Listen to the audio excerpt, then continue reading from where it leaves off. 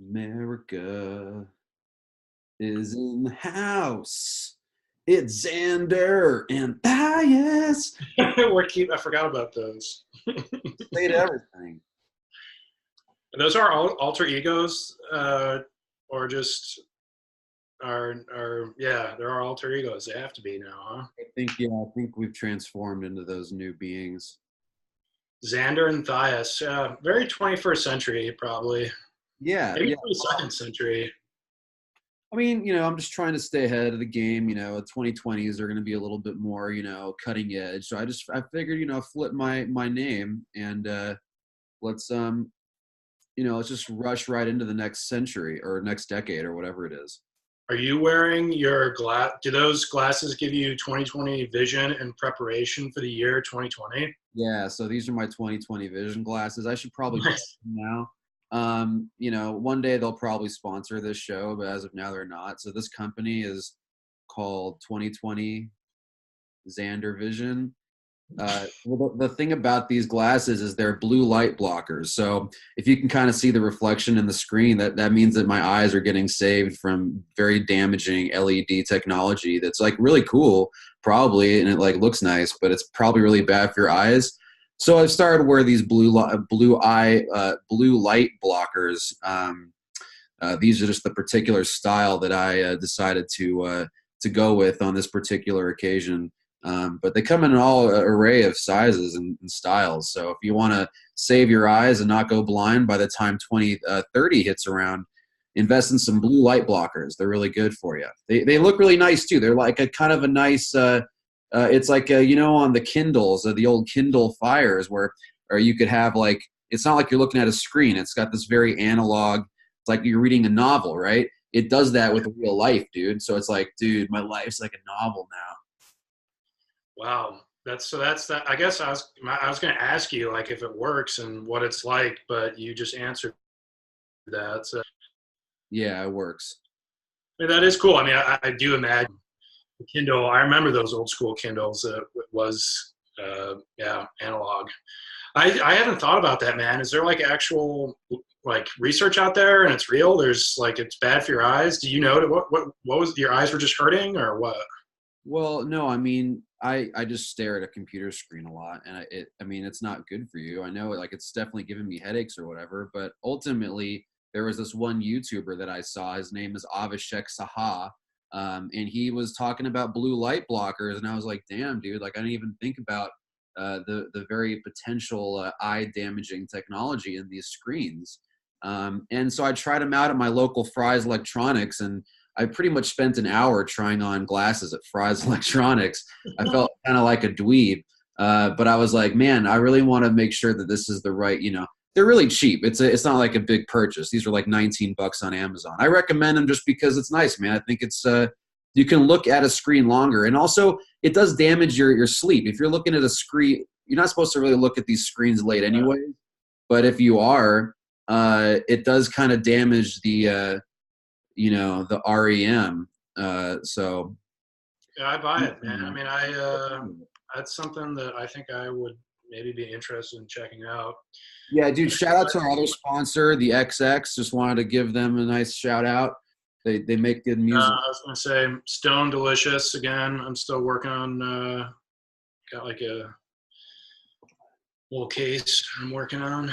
Cool, But man. What's happening in the world these days? yeah, Jesus. I mean, politics. I feel like is there anything that we can talk about that's not politics? Everything is Even I'm a baby. little sick of it to an extent. I mean, um, I don't know, not to throw the question right back on you, unless you like really want to talk about it. I don't know. I'm just wondering if there's like other things outside of politics like that we can at least like I'm discuss. after being on this show for at least 6 months now, we're probably reaching our halfway year point. I'm fairly convinced that there's nothing within politics or life really that doesn't concern the Mueller report and President Vladimir Putin and the fact that Russia is going to ruin all of our lives and it's going to be bad, and someone's lying, and someone's corrupt, and it's just all goofy, and the president's a fool, and it's really funny, but it's really scary, but like I kind of agree with him on some things. It's one of those things, man. It's just how life goes. Yeah, I mean, I don't know. I guess there was the Met photos, the Met gallery. Some great. There were some really great outfits that were really stunning and just very out there. That were very different and unordinary. Orthodox, even. Yeah. Some would say satanic. Twitter, I saw somebody who was like, if you could take a picture of late stage capitalism in America, what would it be? And it was like the picture with the Kardashians, and like somebody had a head in their hands and decapitated head, and I don't know. It's just, I thought it was funny. Yeah, but this is the thing, though. If you were invited to that kind of thing, you'd want to like do the same shit. Like you'd probably do it in a different way, but you'd probably wear like. I mean, that's the thing about fashion. So this is where we're at in fashion, man. We talk a little bit about this because people talk about modern art and they say it's all bad now. I'm not like an extremist when it comes to that. I don't believe that, but you'll definitely have these like so-called art critics that aren't really critics, just people that yell on YouTube like you and me. These are people that say like, oh, it's all rubbish, Jackson Pollock was the worst thing that ever happened to art, and he just put splatters on a white canvas, and that's all it is now. And it's like, no, okay, like, back it up a little bit. Like, just because modernist art is like weird and absurd doesn't mean it's all meaningless. You can still be creative, and that's the thing. It's all about pushing the boundaries. And so I'm coming around to the fucking fashion thing. But what I'm trying to say is that art is always, you never want to do the same thing, because if you're doing the same thing as your previous generation, you're just a fake. And you have to get weirder because that's what gets attention, and ultimately that's what's going to make you money. It's this weird kind of like vicious, horrible cycle of just really the worst kinds of humans, because our egos take over these really cool creations, right? And so yeah, art jumped the shark, but it's still like now we're kind of entering this weird new phase where just the very idea that you're doing something artistic, you're creating something from your soul, that alone makes it worth it now.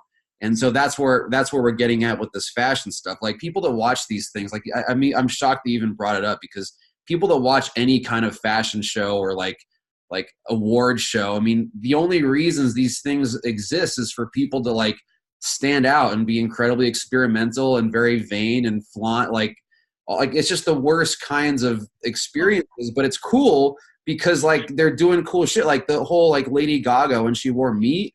Like I'm completely against that, yet that's what I remember, and it's like part of me like kind of respects her more for doing it in a weird way. I mean, it's stupid. Yeah, no, I you're right, man. I mean, I think yeah, they are doing something new and different, which is why it's interesting and people pay attention and they have the means to do it. You're paying attention. I didn't even pay attention at all. I don't even know anything about what happened. Like, what's the point of it? I just saw like two photos that were just like outlandish and just, I mean, interesting. They were like, it was crazy. But it's like they just looked, I mean, but like that was the theme of it too. The theme was just like it's just what was it? Do you know it? I just said be best. I'm just lying. I don't know.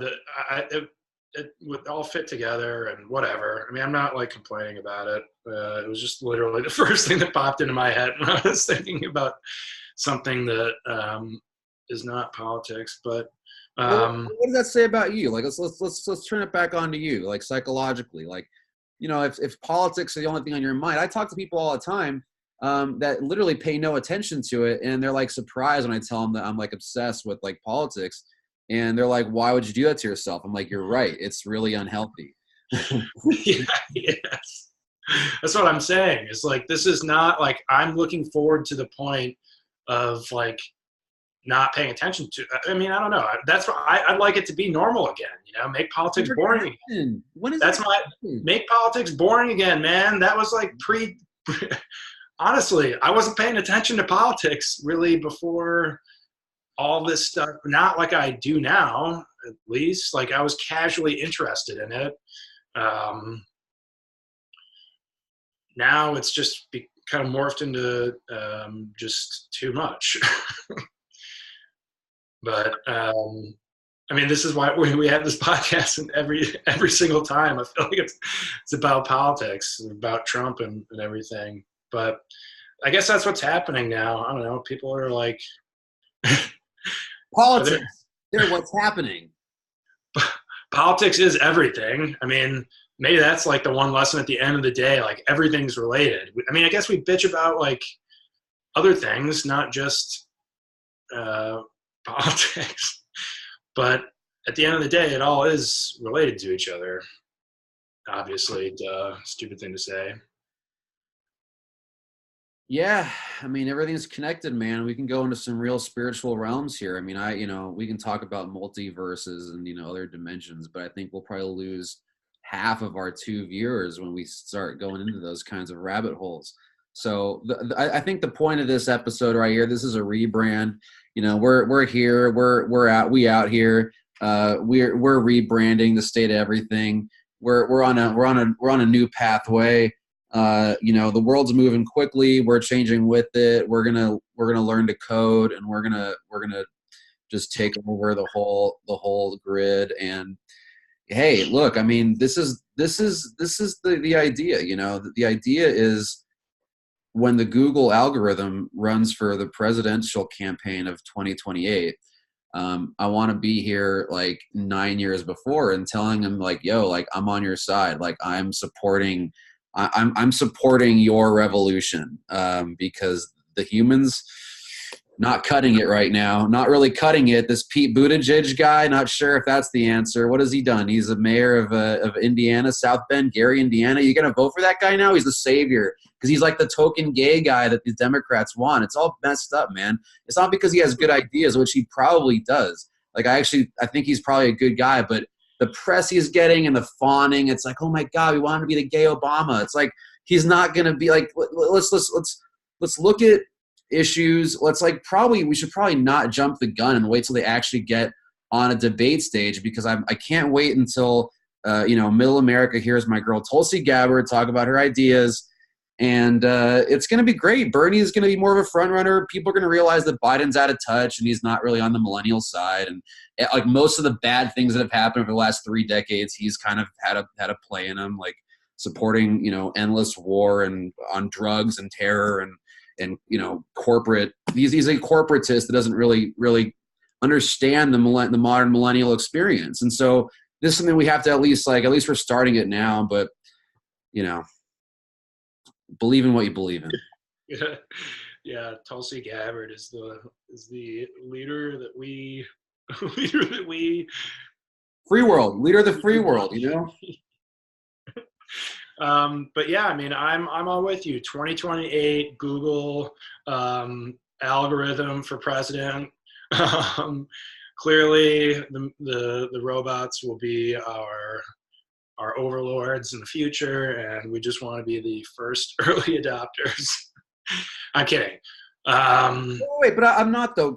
If you had a point, remember it, because I just want to inject one quick little thing. Like, who is to say that a bot won't run for president in the next 10 years? Like, who's to say that a bot won't take over our consciousness? It's pretty easy, man. People are very simplistic. And I just watched this video by this other guy. I'm watching all these videos about these prescient Silicon Valley guys that are coming forward now and saying that like technology is dumbing us down and hurting us into cattle and all these things.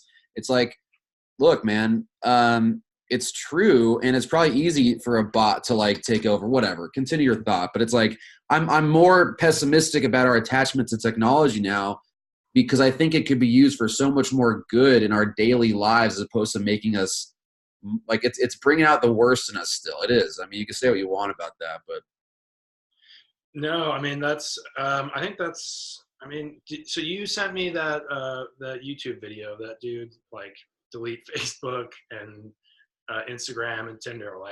I thought that was a hilarious just intro to that that monologue. That's that was a good video. But Yogi Obe. That's the Yogi Obes guy. You know, he kind of big with his like cow but thing. did you listen to the podcast I sent you with? I think we talked about it before. Sam Harris. I haven't listened to it yet, but you can talk about it a little bit. So you haven't yet? No. Trying to find it real quick. But it's I mean, it's all about Facebook. Roger McNamee.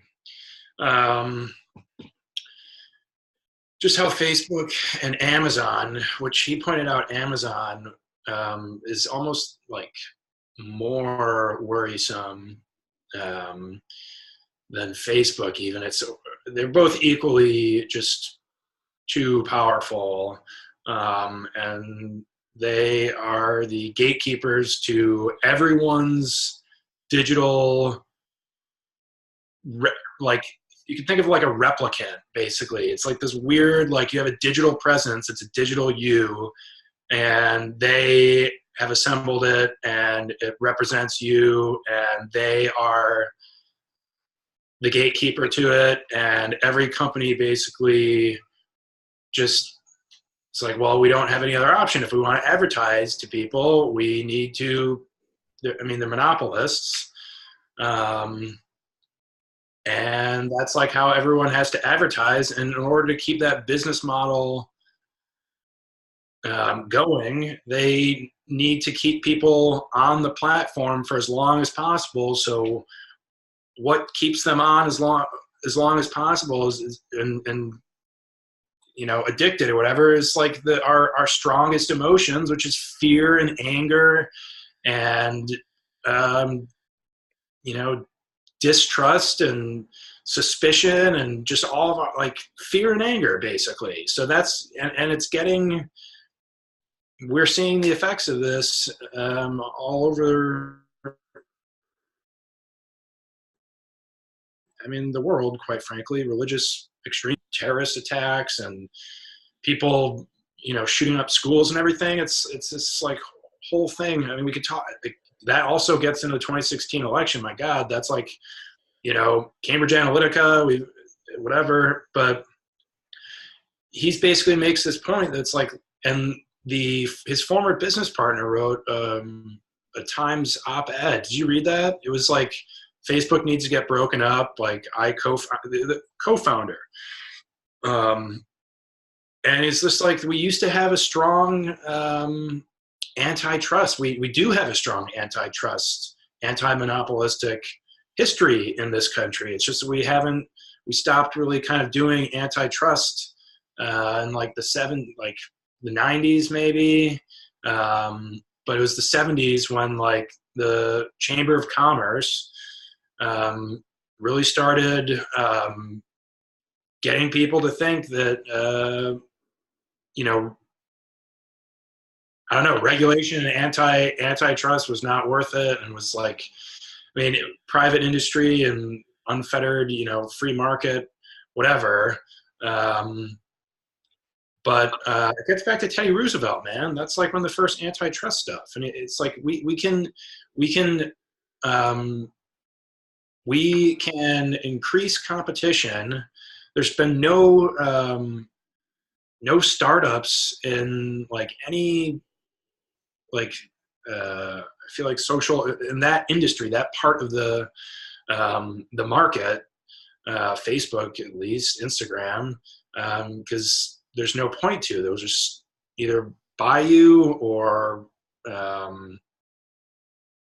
mean, it goes on, but Goes on and on. you know, there are ways that we can basically check these companies, protect our data, and then still receive the services that we all enjoy from it. You know, Google Maps and everything, but it's just, you know, Facebook offers no services that you or I need, and that's the thing where we've but we've evolved, right? Like in high school when I first signed up for Facebook, it was like a rite of passage. That's what you did. You had a Facebook. That's how you would connect. It evolved from the MySpace world where we were connecting and whatever. And so obviously we've evolved from there, where there's so many different ways now that like to connect virtually. We've all kind of splintered off. Like, I'll have people I'll connect with on different platforms. I mean, I don't really want to mention or bring up Instagram because it's owned by Facebook and something that I still use. And I'm a little bit of I'm a Facebook skeptic just because of the way they've handled our information in the past. But other than that, though, I think it's going to keep splintering off in terms of the ways we connect, or the opposite, or it just becomes this like, I mean, Facebook tried to do too much, which was my biggest qualm. This is what this dude mentions in that video too that I sent you, was like, it's too busy. There's too much going on. It tries to be too much. There's like literally everything right there. I like the simplicity of Instagram because it's not as like ADD inducing. Facebook, it wants to know everything about you. And this is the creepy thing about Amazon. When you were talking about that, it made me think of Westworld. It's like that's literally how these people created these, like, if you have all this data on you, you can essentially create DNA and you can 3D print clones of yourself. I mean, it's not really that outlandish when you have AI algorithms, to boot. But I'm jumping around, but yeah. Look, here's a crazy thought. I think I brought this up to Alex and Patrick before, but I mean, they have Alexa now. I've probably mentioned this in the past. It's like, so I've said so many conversations about like political views and everything in here that, like, what if shit goes south in like the next 2 elections or something, like America goes authoritarian and like, talk about 2028, like, the rule of law is gone and now it's the purge. And they've like gone back into they've broken into this data, gone through these conversations, know that my political views are very, very, strong. It's all on Twitter. I mean, that's like dystopian future. That's why I don't have Alexa. Because I'm a paranoid person, I guess. But like, I just don't need. But they're somehow okay with this. I don't know. You're willingly putting your political views and your personal life. You're giving it to these companies, though. You're willingly doing that through Twitter, through Google. We're on Google right now. Shout out to Google. Thank you for hosting this. And that's why, I'm a bit of a radical centrist when it comes into the technological argument, because I do see there being.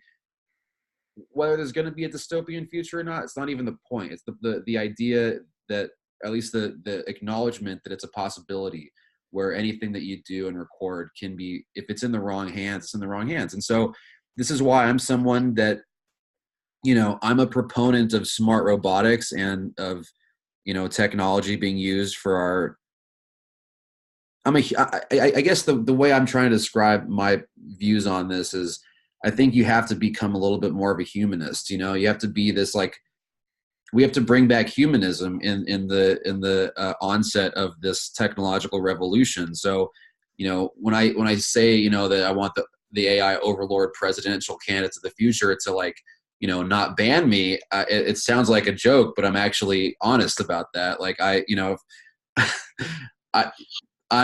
here, I believe in American values. I believe in a liberal democracy. I believe in freedom of speech. So as long as I'm not breaking any of those laws on here, I have no fear. I have no reason for anything to go south. At the same time, you never know. And so that's why it's just good to be smart about what you share with whom. And it's also good to be smart about, like just being yourself, but not in a way that's like I don't know, man. I'm probably gonna get banned from like all the platforms. I'm not gonna go into my app history, but it's there are some gnarly moments that I'm sure it is what it is, man. I mean, look, it's America. You do what you do. It doesn't mean there's not consequences. True. Very true, man.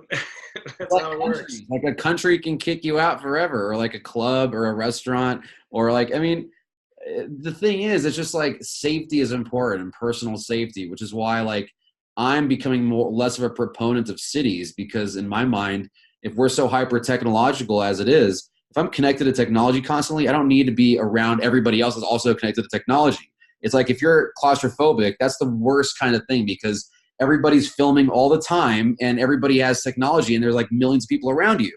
I want to get the hell out and go to the middle of nowhere where I don't have to worry about that. Maybe a passing drone. But the idea is you have the drone, you own the drones, and you don't have to worry about the rest of the world doing their things and like infringing on your privacy. They can still do that through hacking, which is something I worry about and I don't really know a lot about either. Diminishing that risk, though, is important going forward. Yeah. For the record, I think I meant Google and not Amazon. I don't know why I said Amazon. Well, that's even scarier. So thanks for saying that. Great. I take everything that I just said back. Yeah. No, Google like reads all your emails. Yeah. Yeah. I love you, Google. Whatever, man. What am I going to do about it? Pay me. Yeah. But yeah, man, I think I don't know, like the younger generations are I think I don't know, Generation Z has I feel like I've read some stuff that they have a different, I don't know, I mean, obviously they have a different relationship with their technology, but like their attitude is that man, I don't know if it's more like they don't do anything political, but and it's like just self promotion in other ways, or they just treat it like everything is their LinkedIn. But yeah, definitely like older generations, I feel like their interaction with Facebook is just so like I just sometimes like internet literacy, being skeptical of different websites and sources and like what is out there, and like who chooses to see what content is just really interesting. I think if you were to chart that out on like demographics, but I mean that's like all. I think the internet is the Wild West, and we're getting exposed to that. We're coming to terms with it. How risky, not it can be dangerous, I guess, like to your mental health. I think that's what we're learning, and as like a society too, like just what are the trade-offs, and how should we interact with it, and yeah, everyone's got different like I don't know, man. The idea of like going to a more rural place. I think I don't know. I don't know if that's me just ready to be on a vacation, or uh, where I would be interested in living more permanently after this. But it's personal preference, though, too. At the end of the day, like I think some people are. If that's like their thing and they're all into technology and want to like do it all the time, then like they have the freedom to do that too. Well, So it's also about the kind of city too. Like for me, that matters a lot. Like I don't want to just like shun city living in general. If you have a pretty like, progressive in some ways, conservative in others. If you have a nice if you're pretty energy efficient, if they have good public transportation. I mean, LA is a lot of not a lot of those things. It is in some ways, it's very progressive and forward thinking. In some ways, also incredibly backwards in others. I think like just the volume of people, it's just too much. And I think a lot of these real estate developers that are coming in, I mean, they are gentrifying the hell out of the place, and a lot of it is losing its character. And I don't want to be around a bunch of transplants that like literally they come to LA with this image of LA in their mind that's not real, and they become the not real version of LA that is the horrible thing that everybody hates about LA. And they basically bring that toxicity to the table that actual Angelinos from LA don't have. And so it gets to be this very annoying cycle of just the worst kinds of humans keep moving here. And these are the people that show, they just take pictures of their behind on and post it on Instagram. And that's what they do. And they tag a lot of things. And, they feed on this sharing economy. And I don't really want to be around it. I hate it. I hate a lot of it. I hate the image, the ego. I hate these people, really. If they're going to be acting like that all the time, and it's so hard to get to them too. Everywhere, it all adds up to being this like very weird society, man. That I'm not really too stoked on being a part of right now. So fair, man.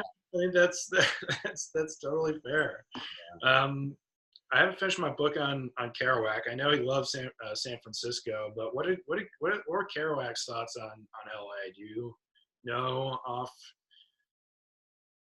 the top? He liked it. I mean, he's a big jazz guy, and this is a musical city. I mean, that's the thing. Like, I kind of waver, much like Kerouac, this idea of the virtues of the city versus the beauties of ruralities. And I think the music, the excitement, I mean, these are good things about cities. There's a heartbeat, there's a vibe, there's culture. And that's the thing, like culture, it's all about this marriage of this fusing of culture and space, right? And if you're going to go out to the middle of nowhere, you have space, but there's zero culture. So you have to create the culture. The thing is, there might be more room to create that culture in the space.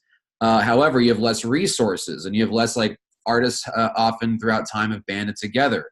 They've either created their own collectives and like worked on things as a unit, or they were paid by wealthy people that wanted certain things done. So that's pretty much how artists have lived. Now we're in this weird thing where you can make money online, so everything's kind of confusing. There's a lot of different ways to go about anything, but yeah, so it's this whole culture space thing, and a lot of people just like the culture and having no space. I'm not one of those people. I can't really do it all, especially when people are incredibly annoying and just whatever. I mean, there's a lot of good people in these places, but a lot of it just the ego. It's usually the ego. The ego is what usually ruins all these things. That's why you have to preserve the space. Don't ruin it with the ego of the human mind. Yeah, man. Well, there's a lot of ego these days. That's for sure. Nice segue, dude. I remember my day. I'm not really referring to I'm not referring to anything specifically. I think or anyone specifically, but. Yeah, I don't know. It seems like there is a lot of ego these days in a lot of different things, and I'm probably part of that. It's like guilty of it. Boston, man, the elites of the East Coast. They're definitely. I feel like Boston people are. You got to go to a Revolution game, man. When are you going to go to the Revolution are the most. We're jumping around because it's getting depressing. The Revolution are the saddest soccer team in MLS, man. They've led in like 30 goals. They're on pace to having the worst season of all time. They play in Gillette Stadium, and they're owned by the Crafts, who are just Robert Kraft is the worst kind of guy, right? And he owns this team. He doesn't even care at all. I mean, obviously he's a Patriot owner. That's his like baby. But the Revolution is like dead. They just fired their coach today, like a legend goalkeeper, but he sucks at coaching, Brad Friedel. But you should go to a game because it's like a dumpster fire and it's fun, and soccer's fun. I don't know why. Like that's to me, like there's a lot of like this depressing stuff going on in the world, but there's always some things that kind of just like are fun, like to me, like soccer's a fun thing. You just get, it's fun to just experience, some sports, man, either whether you're playing them or you're out at the experiencing the culture around sports.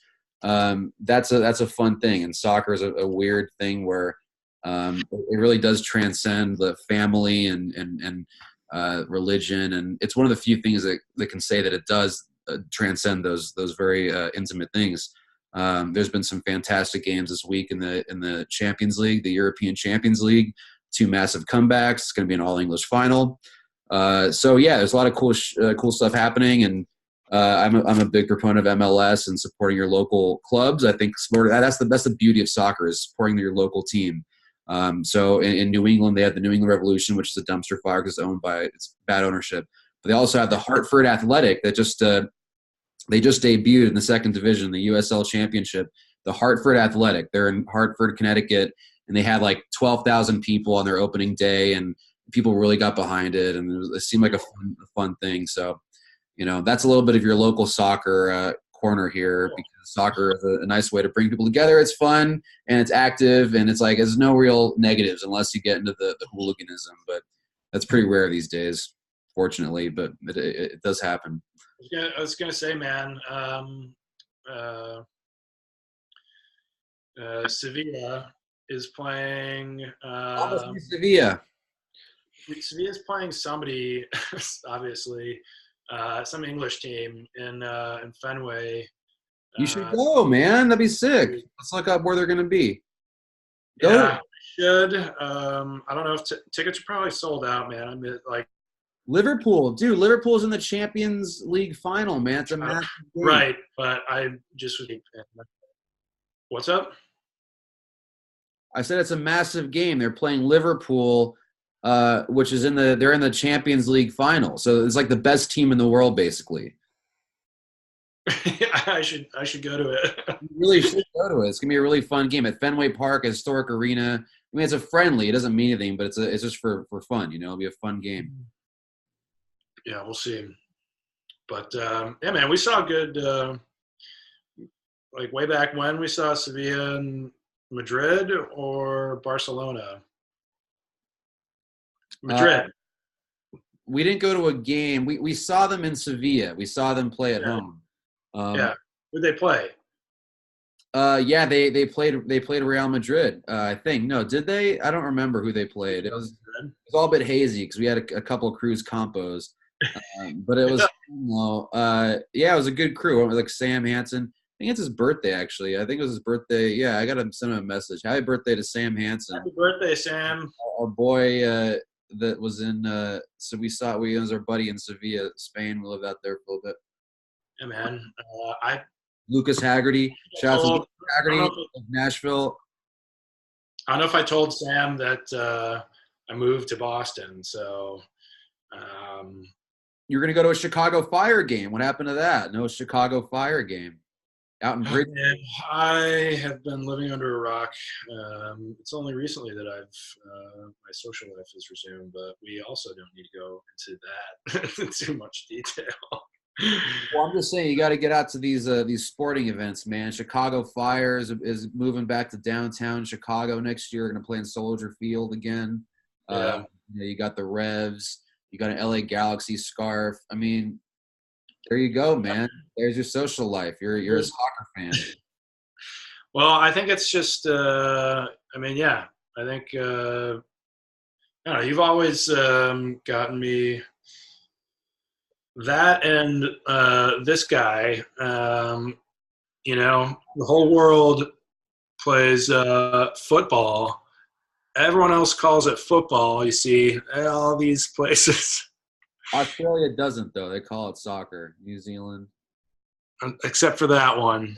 Canada. So soccer. But not being able to have like conversations with people about soccer has always been kind of a bummer. It's like you miss out on the universal, you've got like English and soccer, and those are universal languages, and I'm just like missing out on 50% of like just a universal, something relatable, conversation starter, immediately like cuts through. You were just always able to like have those conversations, I feel like. But yeah, man, the World Cup too. I'd see the World Cup. Being ignorant about the sport, but maybe beforehand.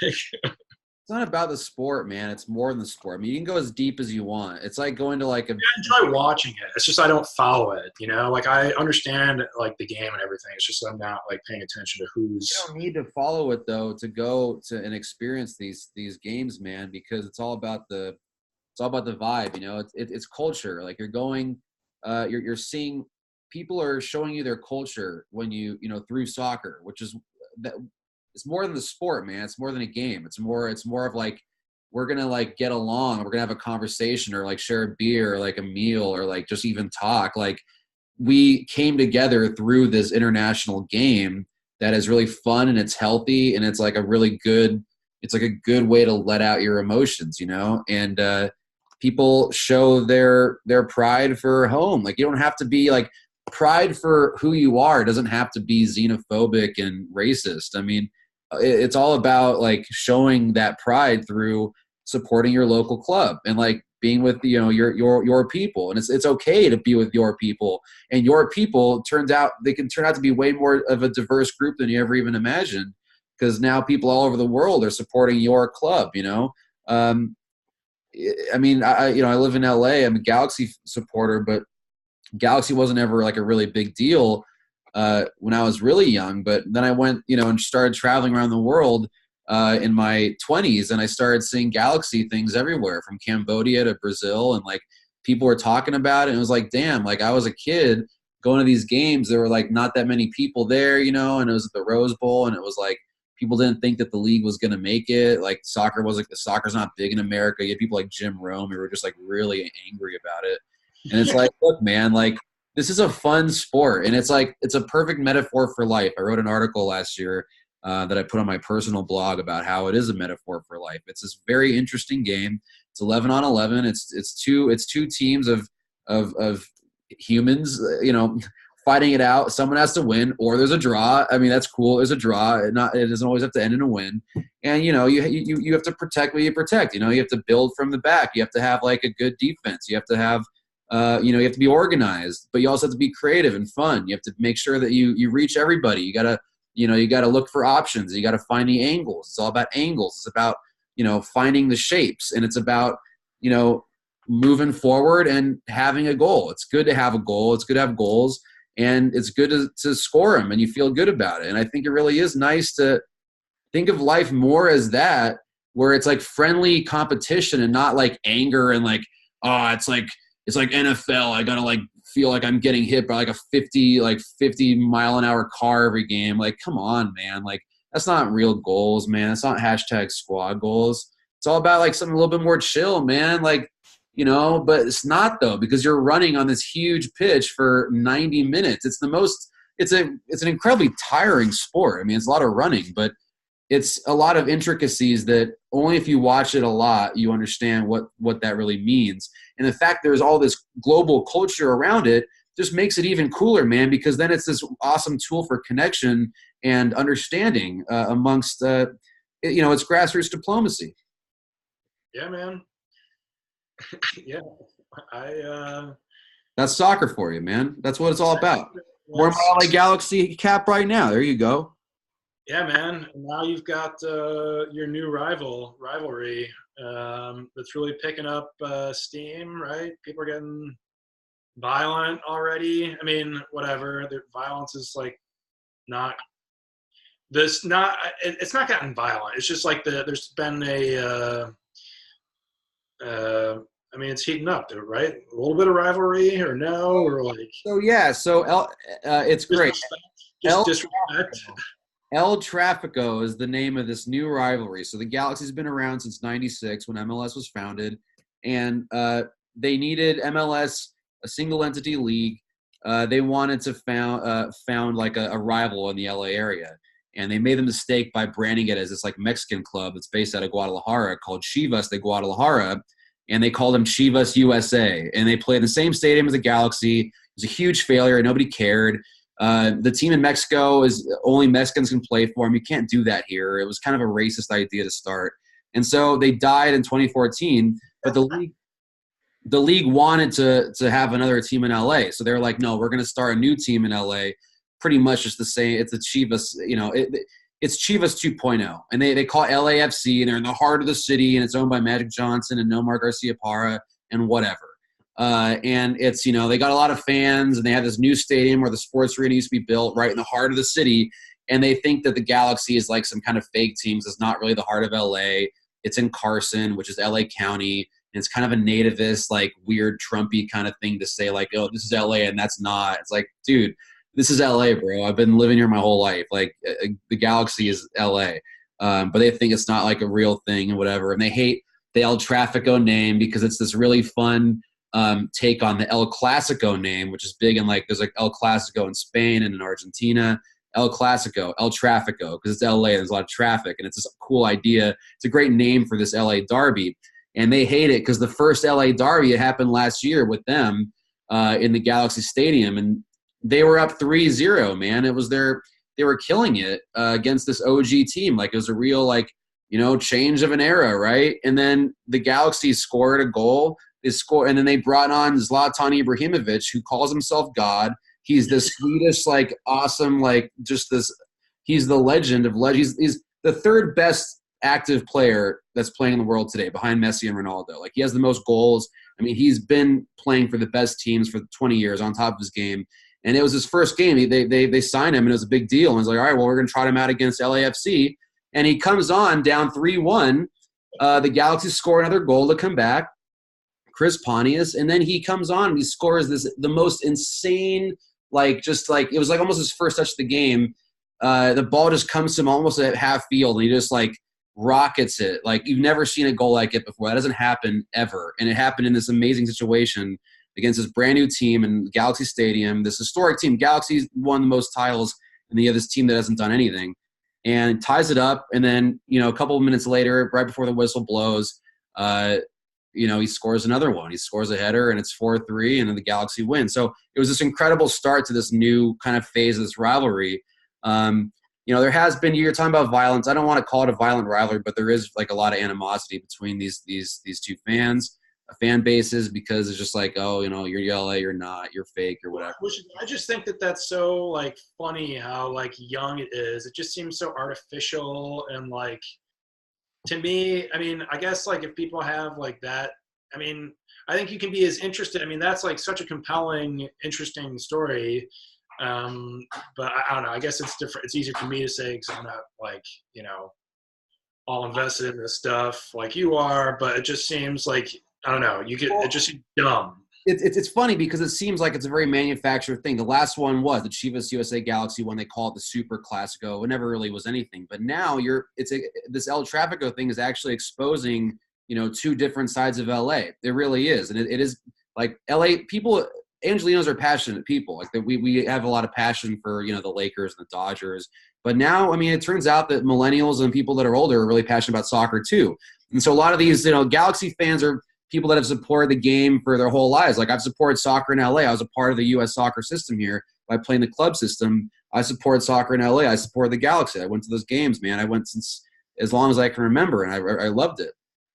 It was okay going to Carson. Now you have these LAFC fans who are like the people that maybe grew up like watching the European. They're kind of the Euro snob poser types, or they're like holdovers from Chivas USA, or they just like the shiny new thing. Like, oh, finally we have soccer in LA when we've had soccer in LA for 20 years now, or longer even, the Aztecs, and it goes on and on.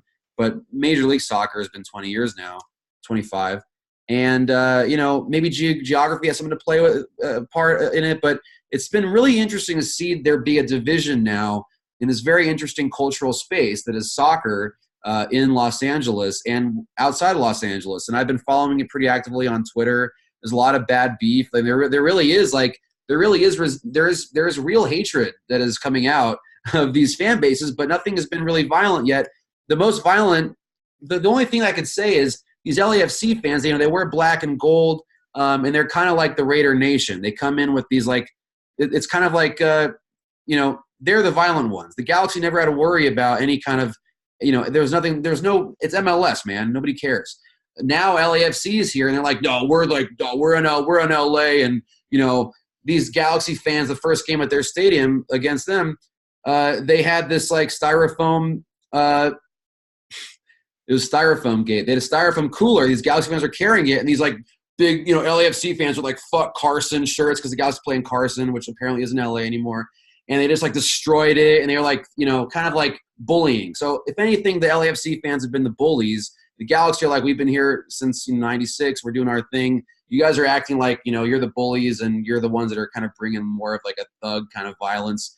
to the game in this country. That's at least the perception. But then again, the Galaxy fans went to the LAFC stadium. I went to this game too, and they destroyed like 100 of the seats in the stadium, and we're kind of just whatever about it. I mean, there's been some altercations on either side. Nothing really truly violent yet, but I would say the LAFC fans bring forward this kind of more hooligan mentality than Galaxy fans ever did. Interesting. So that's that. That's a little soccer corner there. We can end the show on that if you'd like, but that's what's going on in MLS in Los Angeles. It's super interesting. The first El Trafico game is July 19th. I'll be there. It's going to be fun. We'll see how it goes. Cool, man. You'll have to keep me posted, and I would be down to return to this at later points. But just interesting, it's an interesting thing. Chaos on this budding rivalry that's going on in LA. It's interesting, man. I mean, it's crazy that soccer's so young in this country. It's just starting to get popular. I think people were pissed that the USA didn't qualify for the most recent World Cup, right? Was it last year? They didn't make it. So this would have been really interesting. It's all right. Like, that's a great political moment, right? It would have been. St. Peter's, yeah. But and then for LA to have two different teams just seems, when most cities can barely sustain one, it seems like. I mean, some of them, the bigger ones, obviously the league survived this far. But yeah, man, good stuff. I think we can call it a night if you're good with that. Call it a night, man. It's been a really nice state of everything experience. That is the state of everything. That's it. There's everything in a nutshell. That was I feel like we covered like basically everything. Everything but nothing, and nothing but everything. Everything and nothing at all. Yes. Everything. All right. What's up? Matthias. It's the state of everything. Goodbye.